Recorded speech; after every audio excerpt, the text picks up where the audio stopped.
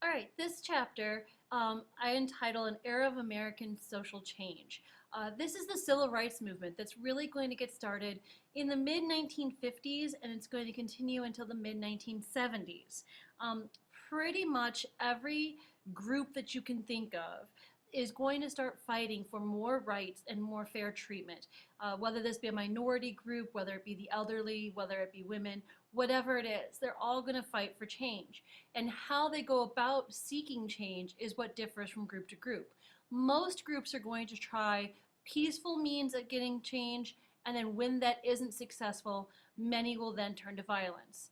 I'm going to spend the bulk of the time of this PowerPoint discussing the civil rights movement as it pertains to African Americans in America at the time period, because they were obviously the most vocal, the most well known, the most powerful, um, and the most forceful of all the groups. That's not to say that any one group is better than the rest or not. And it's very important that as we go through this, you do have some level of maturity as well as cultural sensitivity. So that's going to be my challenge to you. So, that being said, let's start with the early civil rights movement of the African Americans. Um, Numerous times within the PowerPoint, you're going to see other YouTube links embedded. You're probably not going to be able to click on those. If you want to pause and copy and paste those links or write them down and go to them, then you're more than welcome to. However, we will be watching many of these throughout the class when we were together. So let's begin with the civil rights movement in earnest. We left off mentioning briefly on the Montgomery bus boycott. Remember Rosa Parks refusing to give up her seat.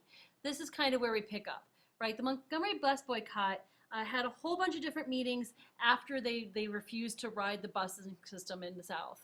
They're like, no, we're not going to ride until this becomes more fair and more just. Um, in order to organize their movement in a little bit more strength and momentum, the people who are going to do this bus boycott are going to create a group called the Southern Christian Leaderships Conference, or the SCLC. And there are going to be a lot of these acronyms throughout this unit. Don't worry about trying to memorize which is which, because that's a lot. But just know that the SCLC is one of the earliest and one of the first of the civil rights groups. This one is founded within the Church of the South. And their whole goal at first is going to be combat racial discrimination. Their leader is going to be a very young Martin Luther King Jr., who obviously is going to become one of the most pivotal leaders of the civil rights movement in general.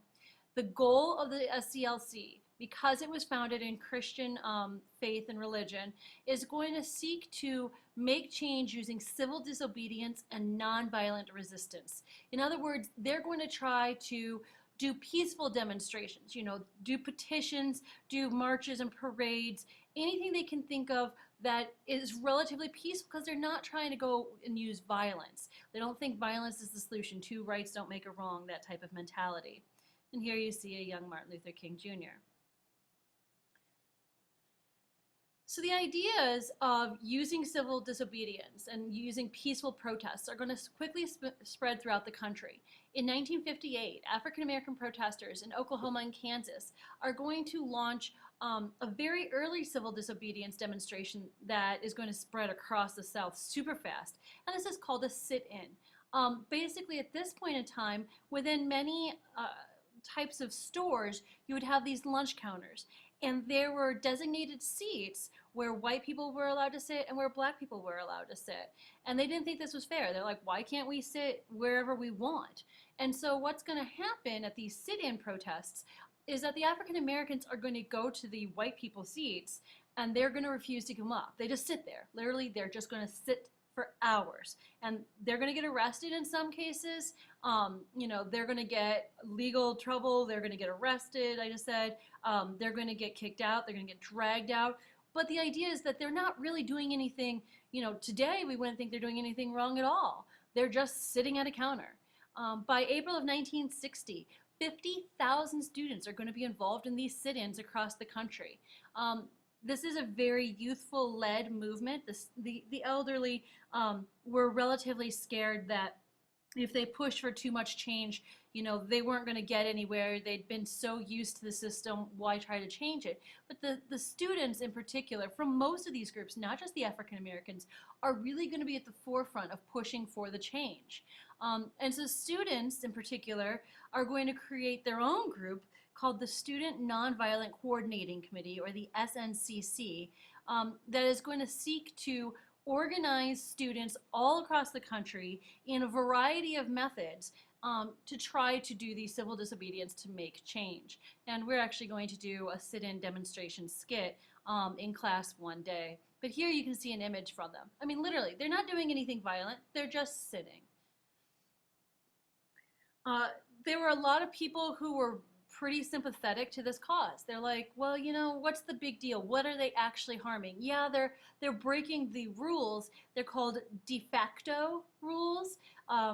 They were rules that were established. They were the norm, but it's not really a law that necessarily needs to exist, But that being said, there were also obviously a lot of people who didn't like that they were trying to make change, that they were sitting at the counters. This is how it had been for decades. Why do they have to try to change it? And so, like I said, they're going to arrest them. They're going to also do stuff like make fun of them, throw food and drinks on them, physically threaten them. They're going to go up and punch them, all these types of things. The police are often going to get involved because they're the ones obviously who are going to do the arresting. They're also going to sometimes be involved in the attacking. Sometimes though, you did have the police who were sympathetic towards the sit-in people, and instead they would arrest the attackers. So it just kind of depended on the situation. Nonetheless, the protesters were so committed that when news media released the stories of these people sitting there and taking this abuse and refusing to relent, it kind of strengthened the resolve of the protesters, and it helped to make the movement gain a little bit of strength and momentum across the country. Another group that's going to be formed shortly after the sit-ins, inspired because of the sit-ins being relatively successful. I mean, after a while, they do change the laws and they say you can sit wherever you want at the counters. Same with the bus boycotts. But this other group that's created is called CORE, or the Congress for Racial Equality. This one is a northern-based civil rights group, and their goal is going to be to go to the South and try to help the South with its different, racial issues. And so they're going to try to strengthen the nonviolent protests, in particular in the South, but also in the North, trying to help to institute the Supreme Court rulings. For example, the Supreme Court had had a whole bunch of cases we talked about before about desegregating public institutions, particularly schools. Well, these weren't being enacted very well. And so CORE is going to go to the South and try to make sure that these new laws are being implemented. One area of concern were bus stations and interstate travelers. It was really a horrible time period in that, if Black people rode on a bus with a white person, very often, not only did they have to give up their seats, with Rosa Parks, but they were treated so badly on these buses. And so what's going to happen is that in order to try to understand what it was like, as well as to make sure that the buses were all being fair, a group of people from CORE are going to go to the South, and they're going to become what we call freedom riders. And what they're going to do is they're going to take these trips across state lines in the South. So they're going to go down to like Mississippi and ride into Alabama, or go to Georgia and ride into Alabama, all these different ways. And the whole thing is to see, if you're in each state, how are you being treated on the buses? Because oftentimes when you would cross from a more benevolent state into a harsher state when it came to race relations, these people on the bus were being treated differently and were being treated cruelly. And the Supreme Court just said that that's not going to be allowed to happen anymore. So the Freedom Riders, they go on this ride. And as soon as they cross into Alabama, a white mob was waiting for them and firebombed one of the Freedom Riders buses. I mean, these are guys from the North, black and white, who had sat on the bus, and all they were doing was riding a bus. And because they were trying to, promote desegregation and promote racial equality, their bus gets set on fire. The riders that were on the bus, they try to escape. They try to run off the buses, and they get beat up as they try to run away. And you can see, here's one of the buses on fire, it's severely in flames. The mob that's doing all this, they're going to prevent the riders from getting medical care. When they try to run away to the hospital, they'll just go and chase him down. The bus that was following this one, that was also attacked. You know, it stopped because it was so stunned and the driver didn't know what to do, and it's going to be attacked so badly that a white man who's one of the Freedom Riders actually suffers permanent brain damage as a result of the abuse that he gets just for riding the buses, just to see what it's like. So, I mean, that should give you an idea of how violent things were and how bad things were. At this time, Kennedy is president. The local police didn't do anything about these attacks, and so the Freedom Riders are going to turn to Kennedy and they're going to demand a response. He's going to side with the Freedom Riders, obviously. Kennedy really did care about, race relations, but he was scared that if he used any form of severe violence towards the mobsters, not like criminal mob, not like organized crime mobsters, but the people of the mob, if he used any type of force, he would look too forceful, even though it was with his own country, to Russian leader Nikita Khrushchev, who had recently agreed to have a peace summit. And so he didn't want to come off looking like he's, a meanie. He wanted to look like he was nice and soft and to make sure Khrushchev came so they could have this whole other conversation that had nothing to do with race relationships. And that was more important to Kennedy, was trying to have this meeting with Khrushchev. And so he tries to find this middle ground. He's like, how can I peacefully get the Freedom Riders to be safe without using some form of force against those attacking them? And so he's going to ask the Freedom Riders to stop. He's like, guys, it's not safe. I agree that you should ride the buses. I want you to be able to do this, but can we put it off until after this peace summit? The leadership is going to refuse. The Freedom Riders think that that's horrible. They get kind of angry at Kennedy. And they said, no, we're going to go ahead. We're going to keep riding. We're going to get more buses, and we're going to go. And so they continue on to Birmingham. When they get there, the police, who were so upset that the Freedom Riders had continued their ride, arrested them. They eventually get out after, I think it's like a day or two, and the Freedom Riders are sent back to the state line. They're going to keep going. They get onto buses again, and they turn around, they go on to Birmingham. And this is going to be a trend that kind of just goes back and forth between the two. And so it's like, they ride the bus to a city, the city arrests them, turns them around. And then they turn around and try to go to a different city, and this is mostly happening in Alabama. And so what's going to happen is that Alabama Governor John Patterson, he realizes that this is not going to stop. He's like, until these Freedom Riders have the chance to ride all the way across Alabama, they're going to keep pushing.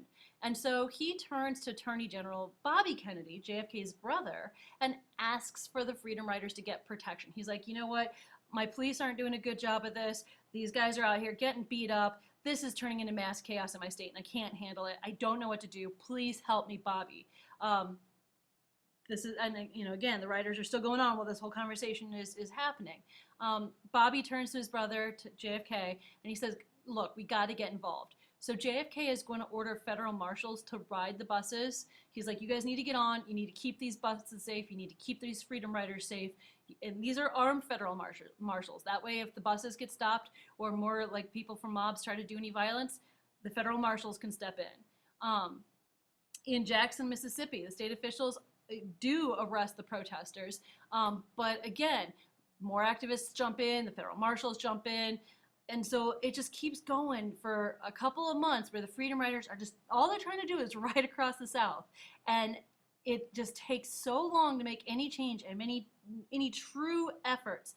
But finally, Bobby Kennedy is going to solve the whole crisis by creating what's called the Interstate Commerce Commission. It had already kind of existed, but now he's going to use it to go after, segregation. He's like, you need to use more force and you need to be stronger in order to try to end segregation. So the Interstate Commerce Commission is going to step up. It's going to make things safer, and the Freedom Riders experiment does end in making busing a little bit safer for minorities.